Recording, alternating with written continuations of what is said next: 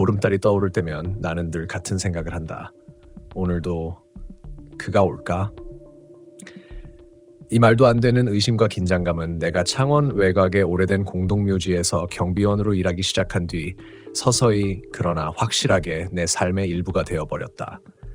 나는 올해 33이고 이 일은 원래 단기간으로 생각하고 시작한 일이었다. 사람들은 묘지 경비라고 하면 기피하지만 솔직히 나는 처음엔 이 일을 대수롭지 않게 생각했다. 낮에는 조용했고 밤에도 크게 위험한 건 없었다. CCTV 몇 대와 출입 기록만 챙기면 되는 단순한 근무. 그런데 문제는 보름달이 뜨는 날 밤이었다. 정확히 그때부터 나는 설명할 수 없는 발자국과 흔들리는 그림자, 그리고 무엇보다도 사람 같지만 사람이라고 단정할 수 없는 누군가를 보기 시작했다. 그날 밤도 어김없이 달은 밝게 떠 있었다. 구름 하나 없이 맑은 밤, 마치 의도적으로 모든 것을 비추려는 듯한 달빛. 묘지의 묘비들 위로 비치는 창백한 빛은 평소보다 더 선명하게 돌의 균열과 오래된 글자를 드러냈다. 어둠을 밀어낼수록 이상하게 더 불안해지는 느낌이 들었다. 어둠 속에 감춰져야 안정되는 것들이 억지로 끌려 나오는 듯한 그 느낌 말이다. 내 초소는 공동묘지 입구 바로 옆 작은 컨테이너 건물이다. 그곳에서 CCTV 화면을 보고 순찰 시간마다 묘지 길을 따라 한 바퀴 돌면 된다. 하지만 보름달의 밤에는 순찰을 나가기 직전부터 몸이 뻣뻣해지고 손끝이 차갑게 식어갔다. 오늘 또 나오겠지? 혼잣말이 나오는 걸 스스로도 의아하게 생각했다. 마치 당연히 나타날 존재처럼 말하고 있었다. 10시 정각. 나는 랜턴을 들고 묘지 안쪽으로 걸어 들어갔다. 발밑에 마른 풀잎이 사각하고 눌릴 때마다 마치 누군가 따라오는 듯한 착각이 들었다. 이런 감정적 긴장은 이미 익숙했지만 이날은 유독 심장이 쿵쿵하고 느껴질 정도로 크게 뛰었다. 차갑지도 않은 밤인데 등줄기로 식은땀이 흘렀다. 묘지길은 가로등이 중간중간 끊겨 있어서 달빛에 의존해야 했다. 그 은은한 빛 아래에서 묘비는 마치 누군가 서 있는 것처럼 보일 때가 많았다. 특히 오래되고 파손된 묘비들은 형태가 뒤틀려 있어서 더더욱 사람 비슷한 실루엣을 만들었다. 나는 평소보다 조금 더 빠른 걸음으로 순찰을 돌고 있었다. 그런데 언덕 위 묘비들 사이 마치 일부러 몸을 드러내지 않으려는 것처럼 누군가 움직이는 것이 보였다. 처음에는 바람 때문이라고 생각했다. 하지만 분명히 바람은 불지 않았다. 그리고 그 형체는 너무 분명했고 너무 느렸다. 작은 산책처럼 걷는 사람의 보폭이었고 약간 기울어진 자세는 오히려 살아있는 사람보다 더 사람 같았다. 나는 숨을 들이켰다. 그리고 심장이 한 박자 늦게 뛰기 시작했다. 저 사람이 여기 왜? 여기는 밤 9시 이후엔 누구도 출입해서는 안 된다. 일반인 출입을 막기 위해 CCTV와 적외선 센서도 설치되어 있다. 그런데 그 누구도 경보를 울리지 않았다. 내 머릿속에서 합리적 사고와 공포가 부딪혔다. 혹시 방문객이 길을 잘못 들어왔나? 아니면 산책을? 누군가 묘지 한가운데를 산책한다고? 말이 되지 않았다. 그렇다고 귀신이라고 단정할 수도 없었다. 나는 숨을 깊게 들이쉬고 최대한 침착하게 목소리를 냈다. 저기요, 여기 출입하시면 안 됩니다. 내 말이 언덕 위로 튕겨 올라가듯 울렸다. 하지만 그 형체는 멈추지 않았다. 단 한 번도 뒤돌아보지 않았다. 그저 묘비 사이를 헤치며 천천히 걸어갈 뿐이었다. 저기요, 들리세요? 이번엔 더 크게 소리쳤다. 그런데 그 순간 그 형체가 걸음을 멈췄다. 그리고 아주 천천히, 너무도 천천히 고개만 내 쪽으로 돌렸다. 몸이 돌아오지 않고 오직 머리만. 나는 그때 처음으로 어떠한 감정적 장벽이 한순간에 무너져 내리는 느낌을 받았다. 등골이 얼어붙으며 견딜 수 없는 수준의 경고음이 온몸에서 울렸다. 하지만 그 얼굴은 달빛의 각도 때문인지 멀어서 그런지 형체가 흐릿해서 그런지 전혀 보이지 않았다. 그런데도 나를 보고 있다는 건 분명히 느껴졌다. 눈이 맞닿은 것처럼 그 무게감이 명확히 내 가슴 위로 내려앉았다. 나는 말을 잃고 조금 뒤로 물러났다. 하지만 도망칠 수는 없었다. 나의 직업이, 책임감이, 그리고 혹시 그냥 사람이라면이라는 의심이 나를 억눌렀다. 그때였다. 딱! 딱! 딱 묘비 뒤쪽에서 무언가 단단한 것이 돌에 부딪히는 듯한 소리가 반복됐다. 규칙적이고 느리고 점점 가까워지는 소리. 나는 랜턴을 그쪽으로 비추었다. 빛이 흔들리는 내 손 때문에 원이 요동쳤고 묘비의 그림자들이 일렁이며 마치 숨을 쉬는 것처럼 보였다. 그 순간 그 형체는 갑자기 고개를 원래 방향으로 돌려버렸다. 아무 일도 없었다는 듯 다시 천천히 걸어가기 시작했다. 모든 공포가 잠시 멎었다. 그저 이해할 수 없는 공백만이 남았다. 뭐지? 왜 반응을 안 해? 왜 사람처럼 굴지도 않고 귀신처럼 움직이지도 않는 도대체 뭐지? 그 순간 내가 오히려 더 무서워진 건 확신할 수 없다는 공포였다. 나는 사실을 믿고 싶었다. 내가 지친 거라고. 오래된 묘지의 분위기가 장난을 치는 거라고.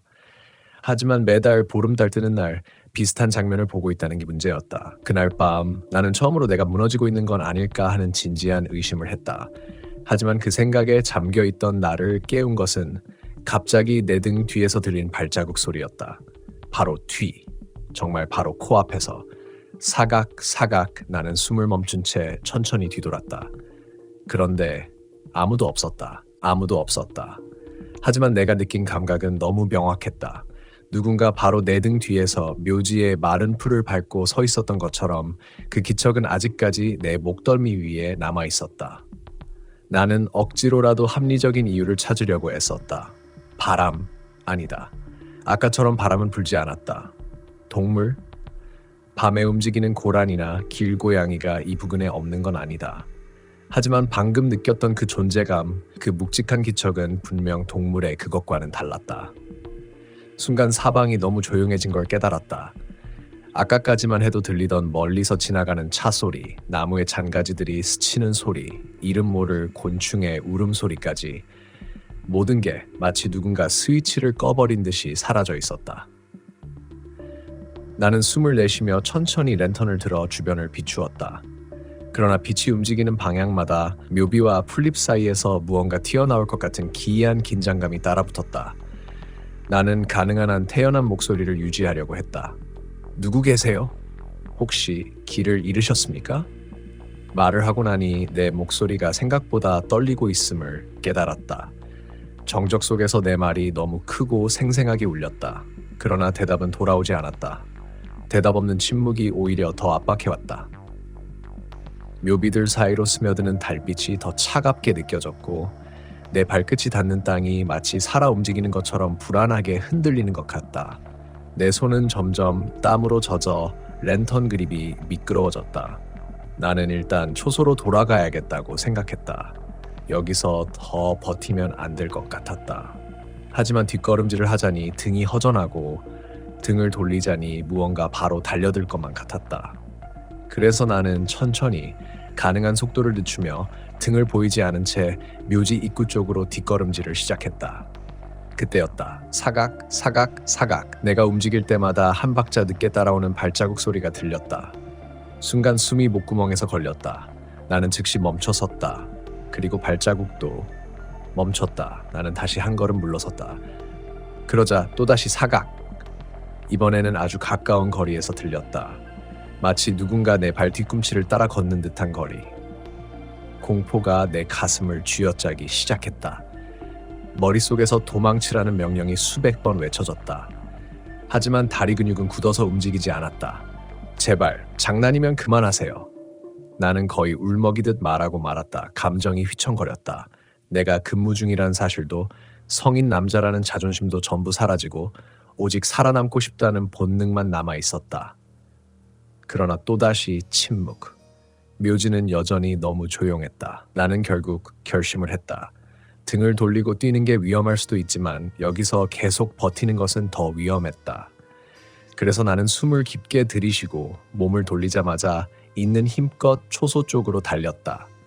달리기 시작하자 뒤에서 발자국 소리도 같이 달려오는 듯한 기분이 들었다.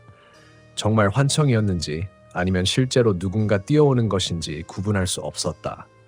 하지만 그 순간 내 뇌는 판단을 포기했다. 공포에 휩싸여 몸을 내던지듯 달렸다. 초소가 보이자마자 나는 거의 문에 몸을 부딪히듯 들어갔고 문을 닫자마자 안에서 잠금을 걸었다. 그리고 숨을 고르지도 못한 채 CCTV 화면을 확인했다. 모니터에는 묘지를 넓게 비추고 있는 4개의 카메라가 있었다. 나는 가장 먼저 방금 있었던 언덕 쪽 화면을 봤다. 그 화면 속에는 묘비들만 있었다. 아무도 없었다. 움직이는 그림자도 없고 사람 형태의 형체는 전혀 보이지 않았다. 나는 다른 화면들도 번갈아가며 확인했다. 하지만 결과는 똑같았다. 정상, 아무것도 없음. 평범한, 너무도 평범한 묘지의 고요함 뿐이었다. 이럴 리가 없는데 나는 계속해서 되뇌었다. 방금 전까지 분명 누군가 있었고 나를 보았고 내 뒤를 따라왔고 그 모든 것이 내 머릿속에서 너무 생생했다. 하지만 증거는 아무것도 남아있지 않았다. 그러자 새로운 감정이 스멀스멀 올라왔다. 의심. 혹시 내가 잘못 본 걸까? 내가 진짜 이상해져 가는 건가? 그동안의 보름달 밤들이 쌓이며 내 정신이 조금씩 금이 간 건 아닐까? 나는 의자에 몸을 묻고 천장을 올려다봤다. 몇 년 전 병원에 입원했던 기억이 잠깐 스쳤다. 그 실내의 냄새, 창백한 형광등 불빛, 정신과 의사가 건넨 그 말. 과도한 스트레스와 수면 부족이 겹치면 실체 없는 그림자나 움직임을 보는 경우도 있습니다. 그때는 웃으며 넘겼던 말이었지만 지금은 그 말이 내 뼛속을 울렸다. 스스로를 달래려는 마음과 방금 그건 절대로 착각이 아니다라는 직감이 내 안에서 충돌했다. 그러던 중 CCTV 화면 중 하나, 묘지 중앙 통로를 비추고 있는 카메라에서 갑자기 흰색 점이 나타났다. 처음엔 먼지라고 생각했다. 그런데 그것은 점점 크기가 커졌다. 계속 화면을 향해 다가오듯이. 나는 모니터에 거의 얼굴을 붙이다시피 했다. 그리고 그 흰 점은 점점 사람의 형태를 갖추기 시작했다. 흐릿한 실루엣. 움직임이 너무 느리고 불분명하지만 분명히 사람의 형체였다. 심장이 다시 과하게 뛰기 시작했다. 손끝이 얼어붙었고 숨을 들이마시는 데에도 힘이 들었다. 그 형체는 묘지 중앙에서 아무런 이유 없이 빈 공간을 가로질러 초소 쪽으로 다가오고 있었다. 걸음은 느렸지만 방향은 확실했다. 나를 향해 걷고 있었다. 이상한 점은 2가지였다. 첫째, 주변 그림자와 달리 그의 그림자는 이상하게 일렁이며 변했다. 마치 사람의 그림자가 아니라 물 위에 떠있는 형체를 비춘 듯 흔들렸다. 둘째, 근처의 다른 카메라에는 그 모습이 잡히지 않았다. 오직 하나의 카메라에서만. 마치 그 카메라만이 그 존재를 볼 수 있는 것처럼. 나는 그 자리에서 일어날 수도 화면에서 눈을 뗄 수도 없었다. 그리고 그 형체가 카메라 가까이 도달했을 때 화면이 갑자기 새카맣게 꺼졌다. 모든 카메라가 동시에, 한순간에. 초소 안이 어둠에 잠겼다. 기계에 웅웅대던 소리마저 멈추었다. 나는 헛숨을 들이켰다. 그리고 바로 그때 초소 밖 바로 컨테이너 문 앞에서 누군가가 가볍게 문을 두드렸다. 톡톡 마치 안에 누가 있는지 확인이라도 하듯. 문을 두드리는 소리가 너무도 가벼웠다. 마치 손끝으로 살짝 건드리는 정도의 힘. 그 미세한 톡 소리가 컨테이너 초소 전체를 울리는 것처럼 내 귓속에서 과하게 증폭되었다. 나는 숨을 멈춘 채 문을 바라보았다. 문은 얇은 금속 문이었고 평소에 보호받는다는 느낌은 전혀 없었다. 게다가 지금은 CCTV도 꺼진 상태였다. 외부 조명도 모두 죽어 있었다. 이 작은 철제 상자 안에서 나는 세상과 완전히 단절된 기분이었다. 톡톡톡. 3번째 두드림 뒤에 길게 이어지는 침묵. 그 침묵이 오히려 더 깊게 내 심장을 죄어왔다. 누구지? 정말 사람일까? 아니면 내가 방금 CCTV에서 본 그 흐릿한 형체가? 나는 문에서 시선을 떼지 못한 천천히 숨을 들이쉬었다. 가능한 모든 상황을 머릿속으로 떠올렸다. 혹시 길을 잃은 방문객? 밤에 장난치는 사람? 보름달 밤에 묘지에 일부러 찾아오는 사람? 그러나 결정적으로 이상한 점 하나. 이 시간에 이곳까지 오는 길은 완전히 막혀있다. 일반인은 들어올 수도 없는 구역이다. 그런데 누가? 손바닥에서 식은땀이 흘러내렸다.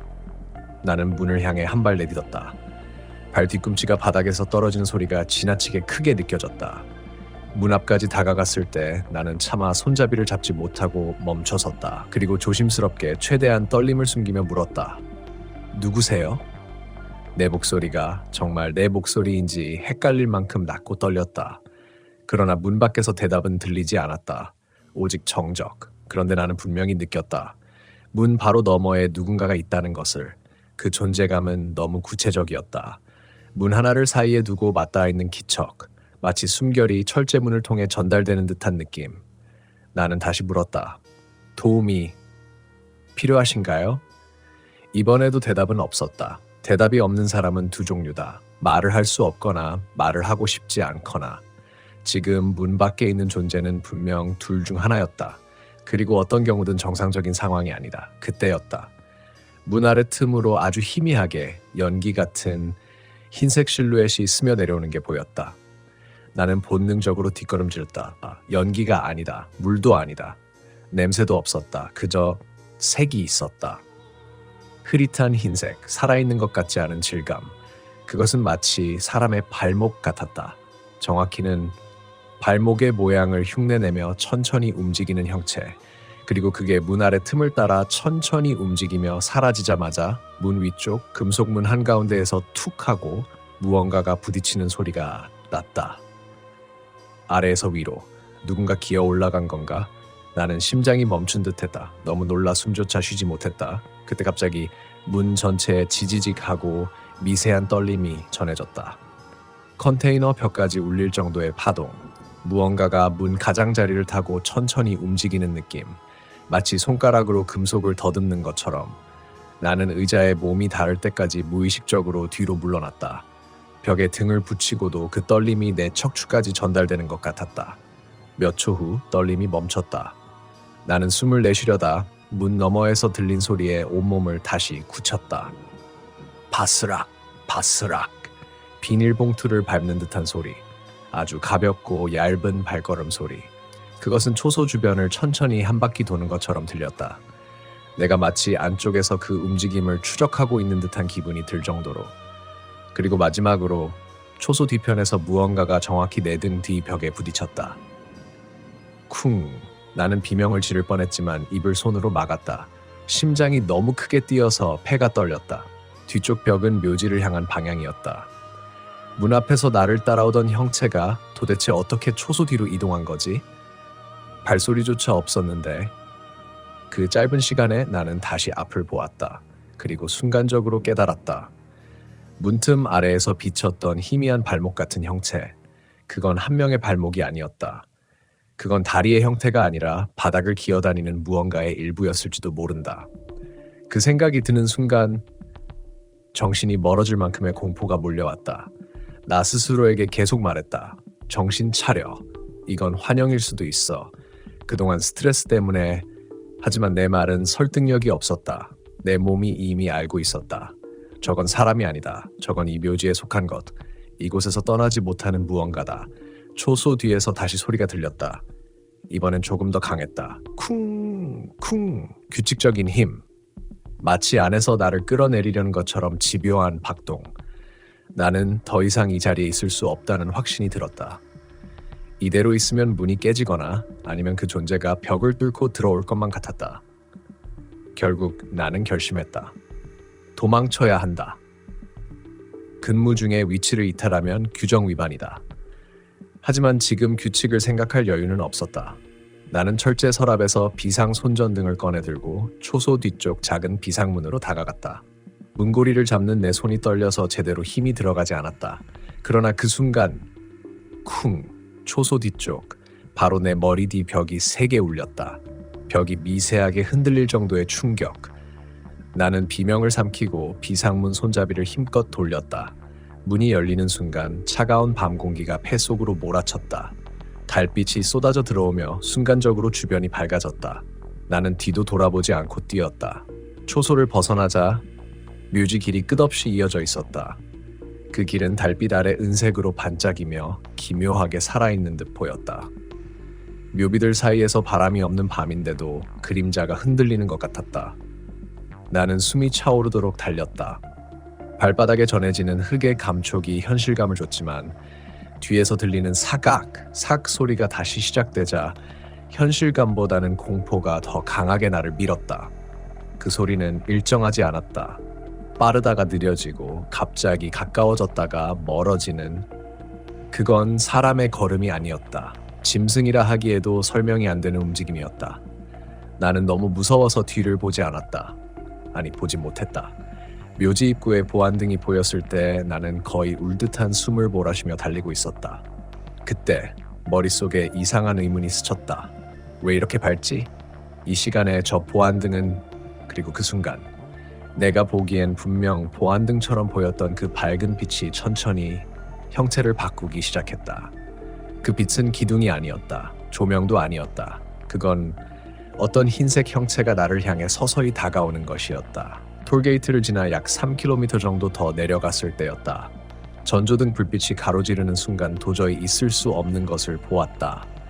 도로 한쪽 난간에 사람이 서 있었다. 그런데 그 사람이 몸을 기울인 채 난간 밖, 즉 공중의 절반쯤 떠 있었다. 마치 누군가 보이지 않는 손에 매달리듯 흔들리고 있었다. 운전자는 급브레이크를 밟았다. 타이어가 비명을 지르고 차가 덜컹 멈춰섰다. 뭐야, 사람이야. 어떻게 저렇게. 운전자는 손전등을 들어 난간 쪽을 비췄다. 그런데 놀랍게도 불빛이 닿는 순간 그 사람의 모습이 천천히 기울어지더니 그대로 도로 아래로 사라졌다. 떨어진 게 아니라 마치 그림자가 바람에 흩어지듯 사라지는 느낌이었다. 운전자는 손전등을 떨어뜨릴 뻔했다. 안 돼. 이거 사람 아니었어. 심장은 미친 듯이 뛰었다. 그때 후방 거울에서 희미하게 뭔가 움직이는 걸 본 순간 그는 더 볼 용기가 없었다. 그는 그대로 엑셀을 깊게 밟았다. 가속하는 순간 차 안이 흔들렸다. 그러더니 조수석 쪽에서 낯선 소리가 들려왔다. 딸깍, 딸깍, 딸깍. 마치 누군가 안전벨트를 채우는 것 같은 소리. 운전자는 얼어붙었다. 천천히 고개를 돌려 조수석을 바라봤다. 조수석엔 분명 아무도 없었다. 그런데 안전벨트가 혼자서 움직이고 있었다. 천천히, 아주 천천히, 찰칵. 벨트는 채워진 상태가 되었다. 운전자는 숨을 들이마셨다. 그 순간 조수석에 놓아두었던 톨게이트 영수증이 바람도 없는데 저절로 뒤집혔다. 종이 뒷면에 적혀있던 글자. 운전자는 입술이 떨렸다. 거기엔 분명히 적혀 있었다. 역방향 진입자 조심하세요. 그 아래 누군가가 새로 쓴 듯한 작은 글씨 하나. 그리고 뒤 좌석도. 운전자는 고개를 돌렸다. 뒤 좌석에는 아무도 없는 것이 당연했다. 그런데 그 순간 뒤에서 천천히 숨소리가 들려왔다. 아! 그리고 어떤 존재가 귀에 아주 가까이 속삭였다. 처음 본 척 하지 마요.